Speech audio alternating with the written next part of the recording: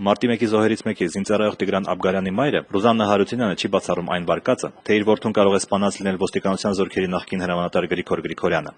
Ես ամեն վարկածի էլ հավատում եմ եւ չեմ հավատում ոչ մեկի։ Միայն ապացուցեն ինձ։ Այսօր ՀԺԿ-ում Ղարաբաղյան հարցի քննարկման ժամանակ Պաշտպանության նախկին նախարար Վաղարշակ Հարությունյանը քիչ հավանական համարեց պատերազմի վերսկսումը։ Պես գերագույն հրամանատար մի քիչ թույլ է, այս կոպիտ ասող։ Դրա համար ես ամեն ինչ սա դիտարկում եմ որպես ինֆորմացիոն պայքարի, լրատվական պայքարի միջոց, որպեսզի հայկական կողմը գնա զիջումների։ Իսկ նախկին քաղբանտարկյալ ազատամարտիկ Վարդան Մալխասյանը վստահ է, որ Սերժա Քոչարյանական բանդիտական ռեժիմը մեր ժողովրդին ներշնչում է, որ Ղարաբաղը հնարավոր է հանձնել, մարդկանց գիտակցության մեջ սերմանում է հարցի նման լուծման հեռանկարի ապագայի հնարավոր լինելը։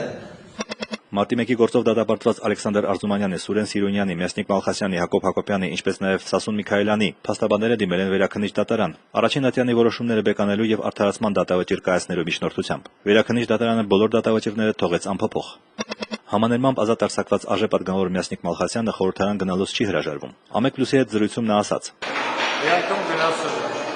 Ոնց ընդունեցին ձեզ։ Պատգամավորները։ Պատգամավորները չեմ տեսել։ Ուղղակի գնացեք ազգային ժողով հետ եկեք, չէ՞։ Հաշվապայել եմ։